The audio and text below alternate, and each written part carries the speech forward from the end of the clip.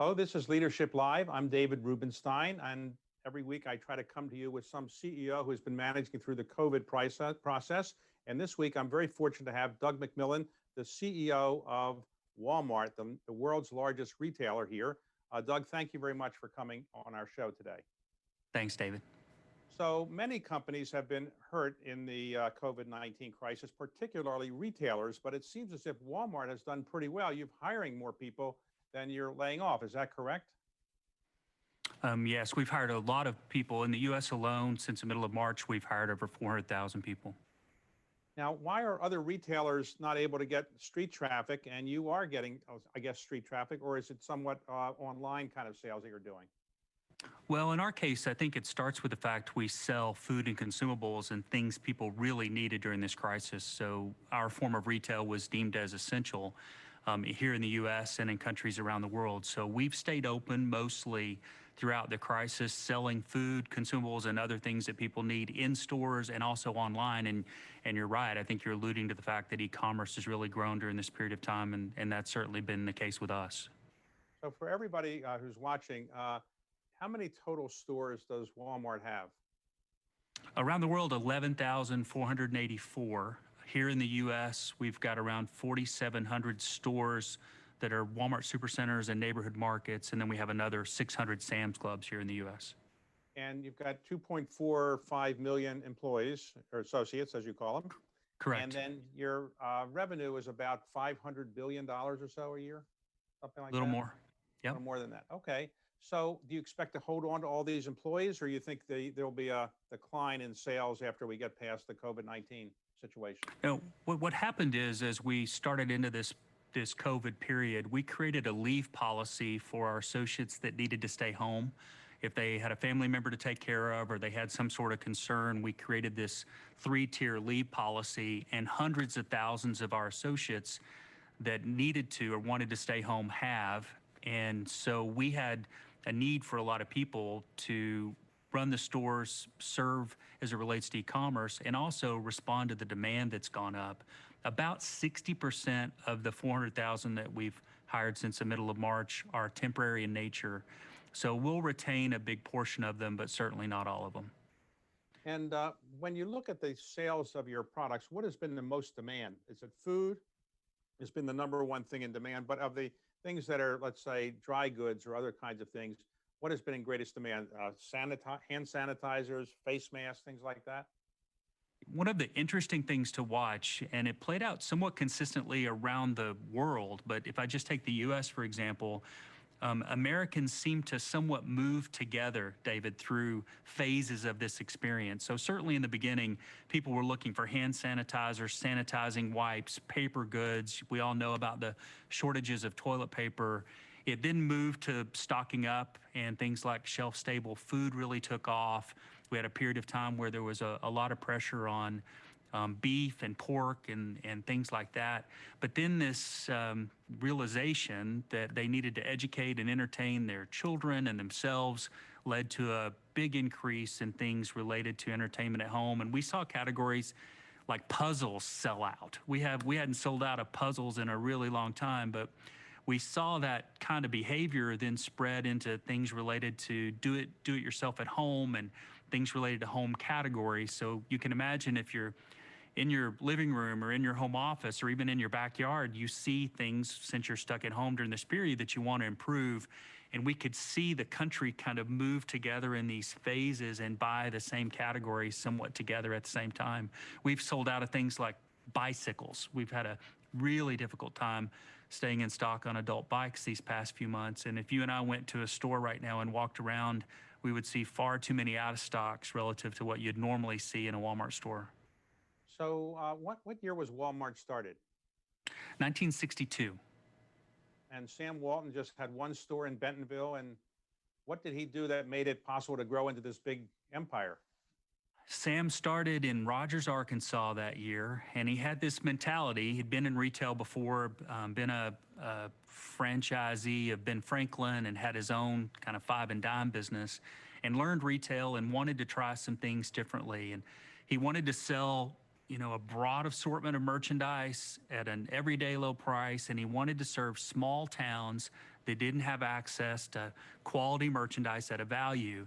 And in the beginning, people told him he was going into towns that were too small to support the kind of store that he wanted to run. But he proved them wrong. And then he grew with that general merchandise business. This was before we had food. And he figured out that to really serve his customers well and keep his stores in stock, he needed to own distribution. So he borrowed money and went into the warehousing business and started buying goods in bulk and running his own logistics business at a really early phase, which was unusual for retailers at that time. Most of them purchased through distributors. So you were the only fifth CEO in the history of Walmart, is that right? Yes, And you work out of Sam Walton's old office? I do. His office, along with our home offices here, were put on the very front of our first distribution center, which has now been taken over with office space. And there's an office out on the front near the parking lot that was his when he led the business, and I'm blessed to be able to be in that office today. I assume it's a very plush office with lots of ante rooms and it's the opposite. It's the humble office that you would expect. okay, so the great decision that somebody made, I guess it was David Glass, was to go into food. Sam Walton hadn't gone into food himself, so food has really been your biggest business. You're the biggest food retailer in the United States, is that right? We are, and I think David deserves most of that credit. There was obviously a team that helped pull that off, but we started in the late 80s with this format that we called a hypermarket, which was copied off of these big stores in Europe, and they were too big and they didn't work. Fortunately, we didn't do very many of them, but David and the team just kept working on how to find the right size store with the right assortment. That eventually became the Walmart Supercenter. Really in the early 90s is when we started to get some traction there. And then from there on, it's just grown into this business that's part food and consumables and part general merchandise, including apparel. And that's what we offer today in stores. So you've perfected, it seems to me, the idea of the global supply chain. You're getting products at a low cost in, let's say, in Asia, you bring them over, you sell them at a low price in the United States. Is the global supply chain changed very much since COVID-19? Were you able to get all the supplies from China or Asia or other places that you wanted? And are you going to change your global supply chain because you're too dependent on things made in China? Here in the U.S., about 2/3 of what we sell is made here in the United States. But even those goods that are made here in the U.S. or grown here or produced here, the protein beef categories that I mentioned earlier, many of those have been stretched too. So it's not just that the supply chain was stretched from a global perspective, it was stretched locally as well. Around the world in the countries where we operate, the percentage that we sell that's sourced domestically is even higher because those businesses are even more of a food business. Do I think things will change? We've had a multi-year plan in place to buy more locally made in the USA for our US stores, and that push will continue. I think in the case of personal protective equipment, things like masks, for example, we've been pushing hard these last few months to find even more production coming out of the US, and I think some of those trends will continue. The theory behind the global supply chain is you're getting things made at a relatively lower cost than could be made, let's say, in the United States, and therefore you can sell things at a lower cost. If you produce more in the United States or have less of a supply chain, will that inflate your prices a little bit, or you're not worried about that? It could in some instances. We obviously try to offset that with using the latest automation and other tactics to keep that cost down. Also true that wage rates in Asia, including in China, have been going up. When you buy goods outside of the home country, you have longer lead times and other challenges. So there are puts and takes as it relates to where you buy it from. Ideally, we would buy for our U.S. stores as much as we can in the U.S. Same thing for our stores in other parts of the world. Buy locally because you get less lead time. The customers that you want to shop online or in stores have great jobs, and the whole system works together. But there are times when importing is the most economical way to get a value for customers. So in COVID-19, have you been running the company remotely from your home, or have you been able to come into your office? I'm out in stores, distribution centers, and clubs pretty frequently. Beyond that, I'm at home working from home on Zoom like most people that are in kind of an office job.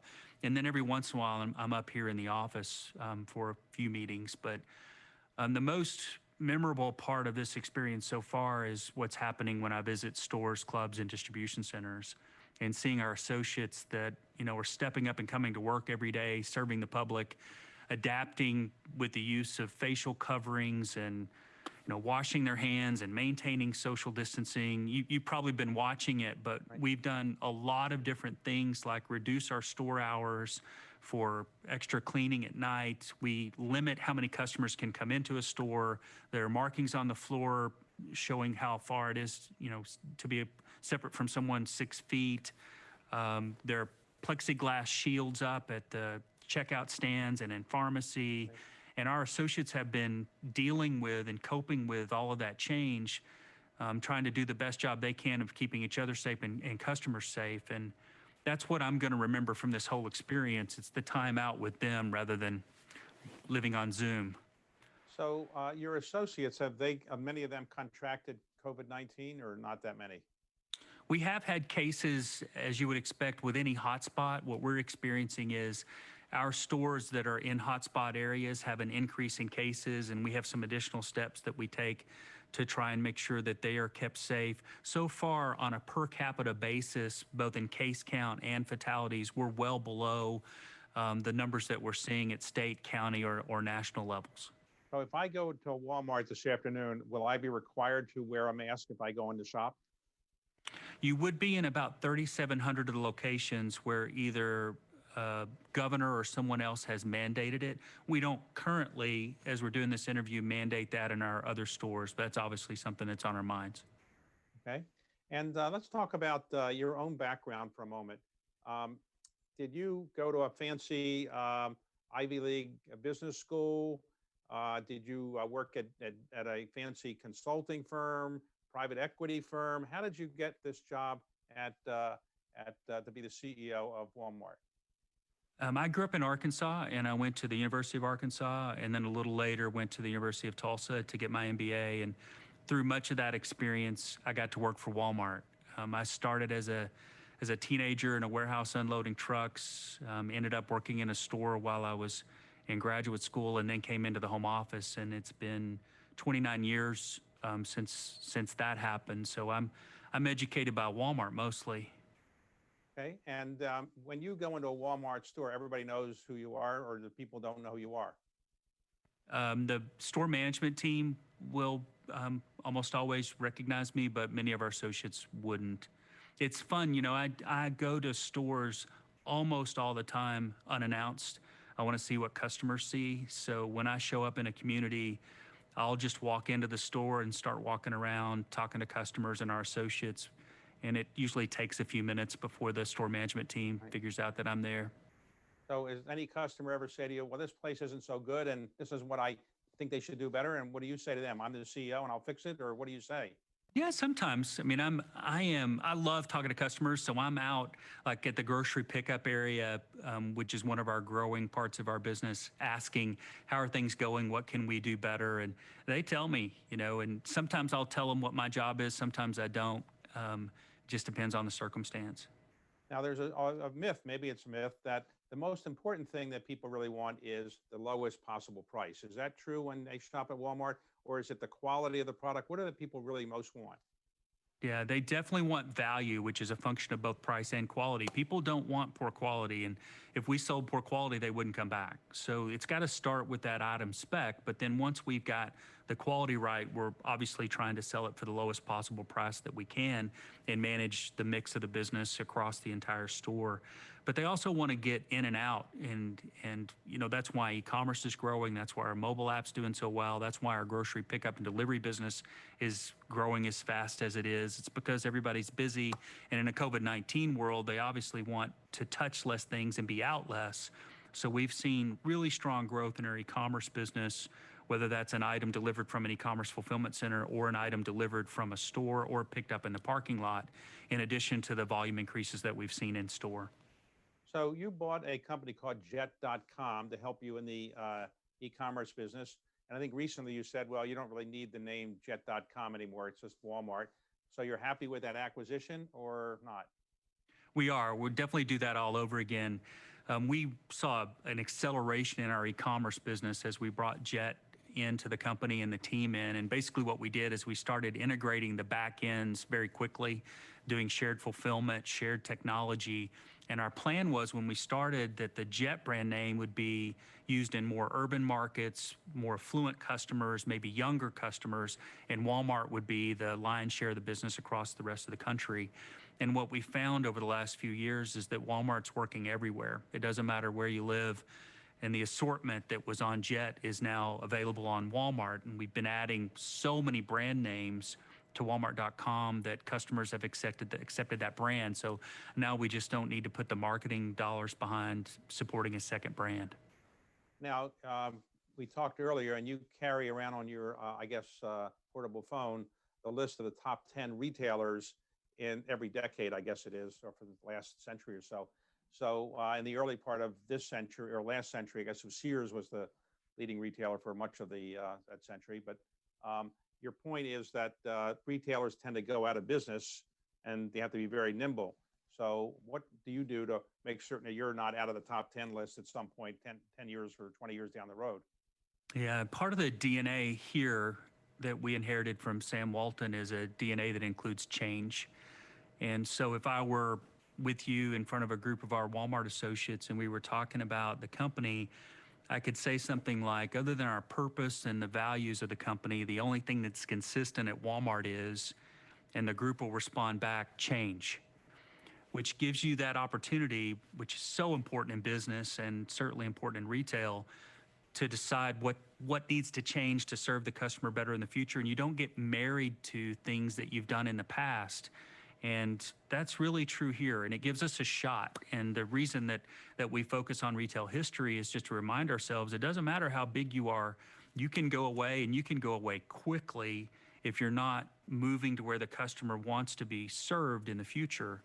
So what we're trying to do here is to get people to be really open to embracing what's next. And in some cases, those things that need to be built are less profitable than the things we used to do. So in recent times, the launch of our grocery pickup and delivery business in the beginning is detrimental to earnings in terms of mix, but over time ensures the viability of the company. And if you've got the customer and you can grow the top line, then you can figure out a way over time to generate a return for shareholders. Now, malls around the United States are hard hit by COVID-19. People don't seem to want to go to malls all that much. And a lot of retailers that are anchors there, like JCPenney, have gone out of business or gone bankrupt. How have you avoided the problem of people not wanting to go out? Is it because of your pickup service, or people are still willing to go into your stores because they're so unique in the many things you have in them? I think it's mainly that we're carrying the things they need every day. So this food and consumables business that we spoke about earlier, certainly important. We're also really close to customers. We're within 10 miles of 90% of Americans. So we're fairly easy to get to, broad assortment. You can come in and knock out a lot of different items that you're looking for in one stop, which is a form of convenience. And I think that, combined with the efforts that we've made in digital with our app and with the pickup and delivery business, have helped customers stay in our brand. So your biggest competitor in the online business is obviously Amazon, I assume. That correct? It is. And what have you Here in learned the from U.S.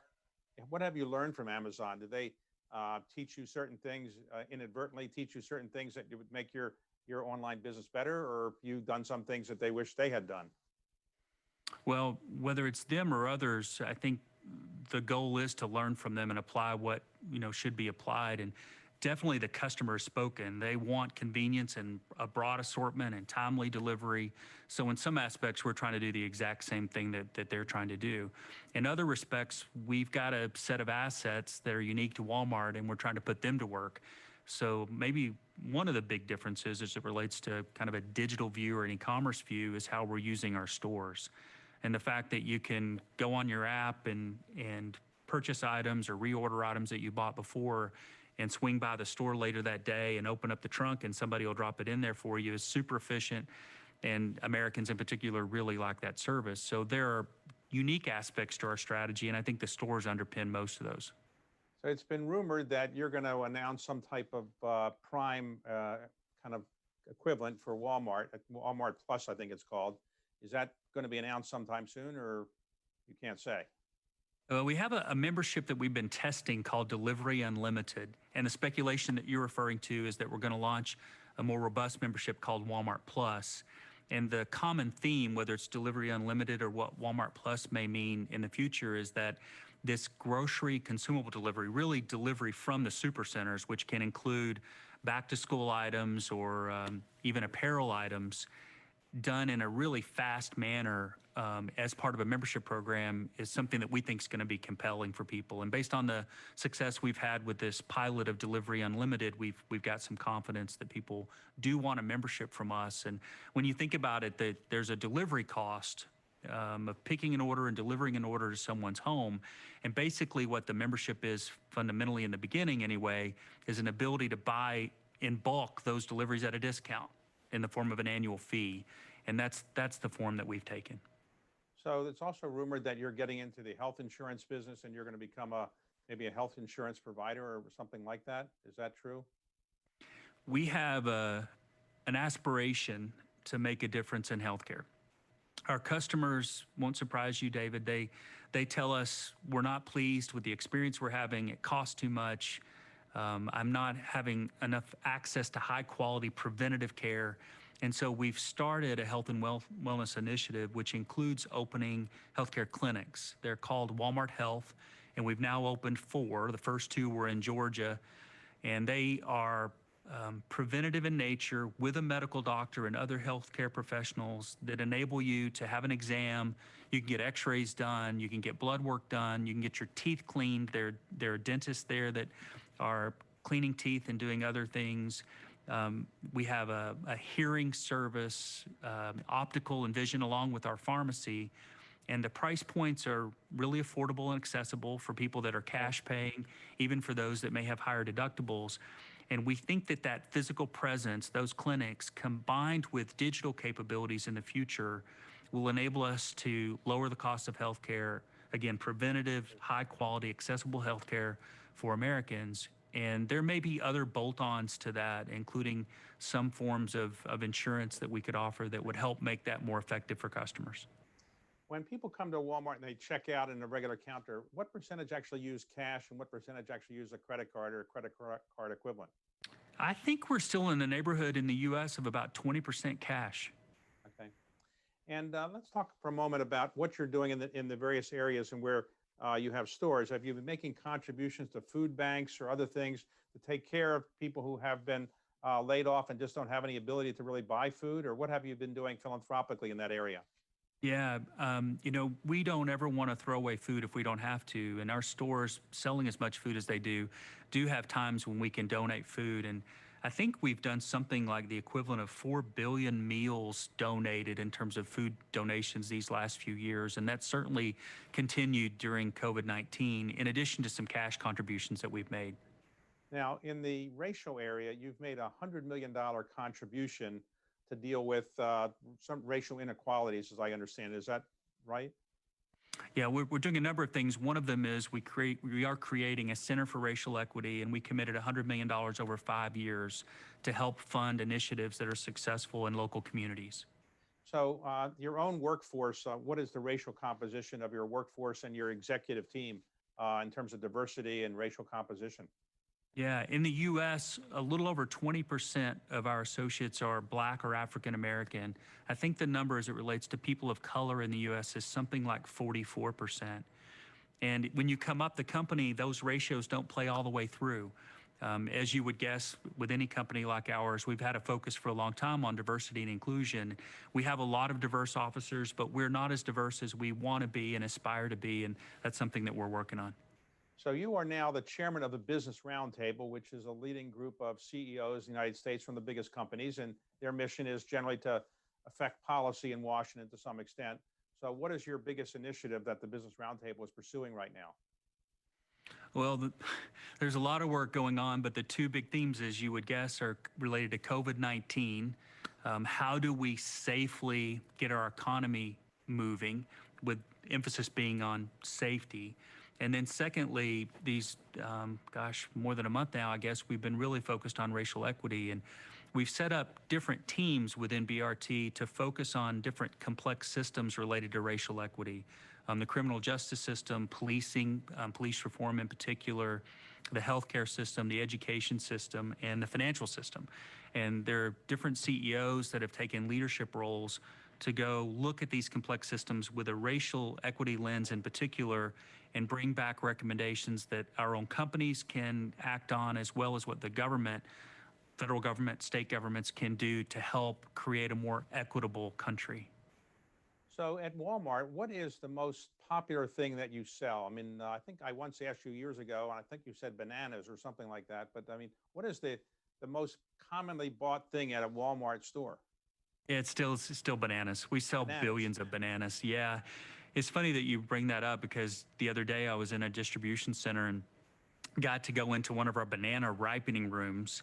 We've got these rooms in these food distribution centers where the environment's controlled in a way that the banana ripening process is more predictable so that we know we're getting the bananas to the stores at the right time. And I learned it smells really good in these banana ripening rooms. If you ever want to go to one, I'll take Okay. you. It's All pretty right. Well, fun. someday. So tell me, what keeps you up at night? You must, you don't have any gray hair. You seem like you're very calm. You're a very placid person. You don't have any worries, I guess. But you have anything that keeps you up at night? I sleep pretty well, but obviously there are things that we worry about, and this time period has been incredible. I find it hard to describe briefly, but I'm sure it's the same for you. There have been times these last few months when I've been inspired by other people, and there have been moments when I've been deeply concerned. And I think we've got a lot of challenges in front of us. So if we were out in the sunlight right now, you'd see there's gray hair emerging all over this head. No, this is gray hair. That you don't have any gray hair. But so today, your biggest single competitor around the world is Amazon, or in each country it's different, would you say? Each country, it's different. Okay. Yeah, we're in 27 different countries around the world now, and there are unique competitors all over. And today, is your business in strong outside the United States? Where are you strongest? What We're country? strongest in Mexico and Central America. There's a public company that we own the majority of based in Mexico called Walmex, which is a fantastic business. We're really large in Canada and in the UK.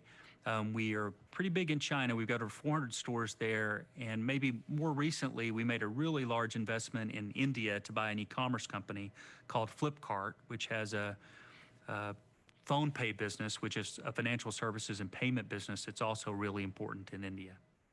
So today, you are still a very young man by certainly my standards. You're very young. You've been doing this for 6 years. Can you see doing it another 6 years? And even then, you'd still be very young. Do you have any aspirations to do anything like go into government, run for office, be governor, senator, president, anything like that? Just focused on what I'm doing right now, David, which is plenty. I don't know how long I'll get to do it, but it really is a blessing. I've been with the company now for over 29 years and love it here, and I'm really enjoying what I'm doing. So when you go into Walmart stores and you see, like, say something's on the floor or something, you tell somebody to pick it up, or do you pick it up yourself, or Pick you it tell up. people you pick it up No, you yourself? pick it up. Yeah, back to culture and values. Sam Walton was a servant leader. We don't ask people to do things we're not willing to do. So I'm habitually picking up trash out of the parking lots where I see it or anywhere else. And it's even hard to not pick it up when I'm at a competitor's location. I think retailers probably share that. We're always picking things up off the floor. So regularly you have to buy various things. So do you go to Walmart regularly with your wife or your family and buy stuff like anybody else, and you stand the same line as everybody else? Of course, yeah. Increasingly, though, I'm buying pickup and delivery orders, and especially in a COVID-19 environment. I'm going to stores to visit stores professionally, and I'm probably in one of our stores every week or two, or a Sam's Club. But I'm an omni-channel shopper, which is I think where most of America ends up, and a lot of America is already there. There are times when you order on your mobile app for delivery. There are times when you want to go by and pick it up. There are other times when you want to go in the store, and now these days we all do that subconsciously. Well, after this interview, if I want to go to a Walmart, what would be the best value I could get? Which other than bananas, which I already have enough of, but is there something else that you think is the best value at Walmart? You can't go wrong, David, on anything. We sell everything as low as we can get it. Okay. Now you don't sell certain things anymore. You don't sell Confederate flags anymore. Is that right? Correct. Yeah, we stopped a few years ago. And what about guns? Do you still sell guns or ammunition, or is that Yeah, controversial? we sell some. You may remember last summer we announced a decision to cut back our ammunition assortment and reduce further our rifles. We don't sell things like AR-15s. We do want to serve hunters and sportsmen and sportswomen, and so we carry some shotguns and a 22 and some ammunition like shotgun shells that would support that kind of activity. And do you think the United States is pretty much now out of the recession, or we're above where we were before, but you think we'll be back to where we were before in a year or so, or how long do you think it will take before we get back to where we were pre-COVID? Well, obviously, the vaccine and the timing of vaccines has something to do with that. But the shape of this thing does look like, as other people have said, more of a jagged swoosh than any other shape Right. that I can think of. I think it's going to be volatile, and this is going to take some time, and we're all going to have to work together, whether it's the private sector, government, and everyone else, to work our way out of this issue that we've got now, which is significant. If we get a vaccine, somebody has to distribute it. You anticipate you'll have vaccines at Walmart stores as a way to get people to get them? Yeah, we'd like to. We're participating in testing now and hope to not only have diagnostic testing as a capability, but hopefully antibody testing at some point and then eventually vaccines. And right now, can you get testing at a Walmart store, or you don't have tests for somebody to test whether they actually have it? We do. You can come into some of our locations and get a test.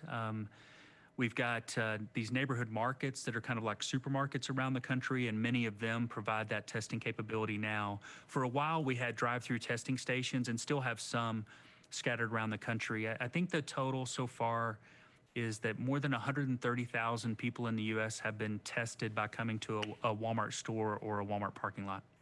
Okay, well, I mean, I'll go there and get tested. So, Doug, I want to thank you very much for an interesting insight into what you've been doing, and keep the prices down. And I'm going to go there and buy something later this afternoon, no doubt. Okay, Thank you, David. Appreciate it. thanks a lot.